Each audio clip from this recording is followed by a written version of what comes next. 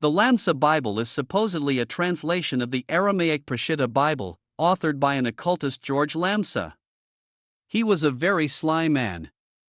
He used as his base text the King James Bible, and changed passages to fit what he wanted them to say, then claimed he was only translating the Aramaic. For example, in Matthew 27 verse 46 God's words say, About 3 p.m, Jesus cried out in a loud voice, Eli, Eli, lema sabachthani, which means, my God, why have you forsaken me? But Lamsa's book says Eli, Eli, lema sabachthani, which according to his notes means, my God, for this I was spared, or this was my destiny. This destroys the Lord Jesus Christ's quotation of Psalm 22 verse 1. Even worse, he changed Psalm 22 verse 1 into heresy.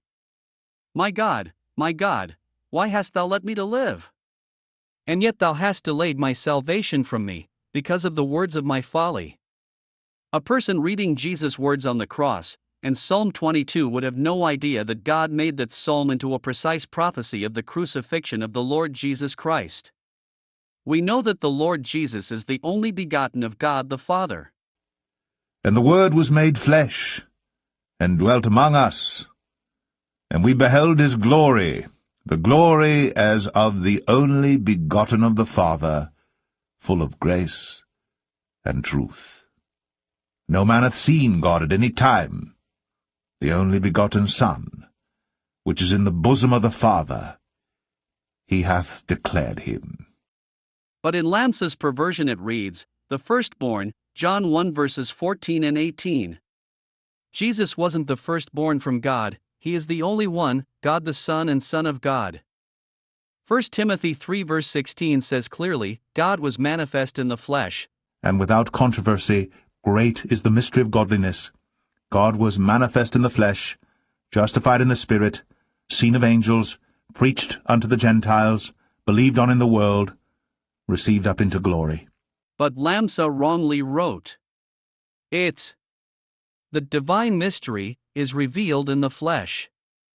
Jesus wasn't a mystery with a body. He was, and is, God himself.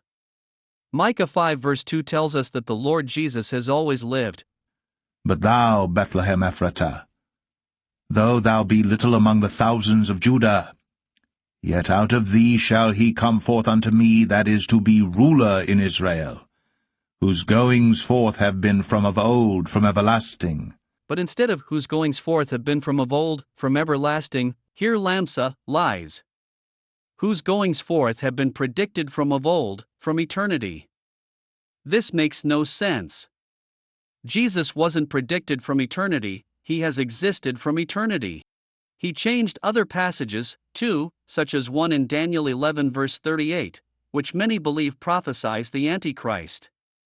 The King James Version clearly says, But in his estate shall he honor the God of forces, and a God whom his fathers knew not shall he honor with gold and silver, and with precious stones and pleasant things. But in the Lamsa Bible, it says this evil man will honor the mighty God. Isaiah 14 verse 12 tells us about the spirit behind the kings of the world, namely Lucifer. How art thou fallen from heaven, O Lucifer, son of the morning? How art thou cut down to the ground, which didst weaken the nations? But in Lamsa's perversion it reads, How are you fallen from heaven? Howl in the morning. The Lamsa Bible is not Christian at all.